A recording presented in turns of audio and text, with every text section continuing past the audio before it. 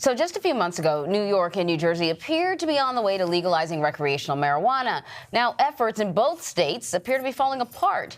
As laid out in the New York Times, a bill backed by New Jersey Governor Phil Murphy had to be withdrawn for lack of support. Less than a week later, New York failed to include cannabis legalization in the state's $175 billion budget for 2019. So joining us now is one of the authors of that article in the New York Times, Vivian Wang. She's a reporter for the Metro Desk. Thank you so much for joining us, Vivian. So lawmakers in New York and New Jersey seem pretty enthusiastic about backing the legalization of marijuana at first. Why did it fall apart? That's a great question. I think there are a number of reasons that all basically came together in the last 2 or so weeks of negotiations and created a perfect storm to doom the effort. I think the biggest reason, certainly in New York and also in New Jersey, was the question of how to use the money that could come from legalization. So the minute that it seemed viable in New York, there were 1,000 ideas over how to use it. People said we could use it to fix the subway system. We could use it to pay off student loans. But from the get-go, there was a very vocal contingent of progressive activists and also lawmakers, especially Black lawmakers, who said that I will not sign on to any bill that does not guarantee that the money will go back to the communities that have been most harmed by the war on drugs, especially Black and minority communities. And that really became a sticking point during negotiations because you had basically two competing proposals, with one proposal saying half of this money is going to go to reinvestment in these communities. And then you had a competing proposal from the governor's office saying, yes, we want to make sure that that happens, but we're not going to set any sort of hard percentages, and we'll figure that out later down the road.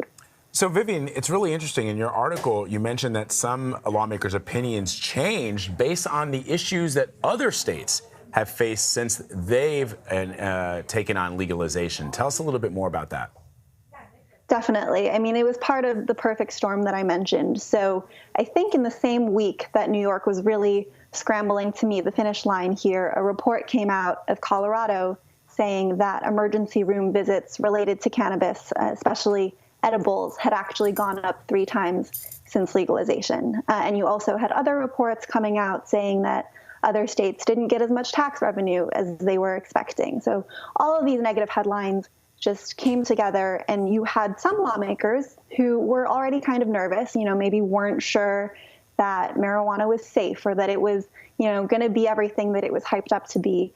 And so all of these other problems in other states really contributed to these lawmakers kind of backing off in the last minute and probably thinking that they did not want to vote yes on this. It's funny, I live in Pennsylvania, and I've been saying for a long time, when it comes to the legalization of marijuana, it's probably not going to happen until something happens in New Jersey, because Pennsylvania tends to sort of lag behind their neighboring states. It was the same thing for same-sex marriage and stuff like that. And then you point out that, New Jersey's failure in March is also having an impact on the campaign in New York.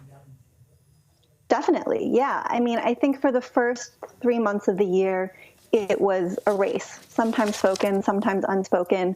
But, there's a lot of tax revenue potentially up for grabs here. New York had predicted it could take in almost $700 million in tax revenue in its first year if it legalized. So obviously, whoever legalized first would have the first claim to that tax revenue. I mean, even now we're seeing people driving from New York to Massachusetts to get marijuana where it's already legal. So there was definitely a sense of pressure. But the minute that New Jersey collapsed, that pressure was kind of gone here in New York. And you also really saw the opponents, whether they were law enforcement officials or, parent-teacher associations, grabbing onto what had happened in New Jersey and saying, look, it failed there, and so that's why it should also we should put the brakes on it here. So, Vivian, real quick before we let you go, what kind of efforts are marijuana advocates making to win support back in both states? And can we see legalization in the foreseeable future here in New York and New Jersey? Sure. I would say that the effort seems a little bit more dead in New Jersey than it does in New York.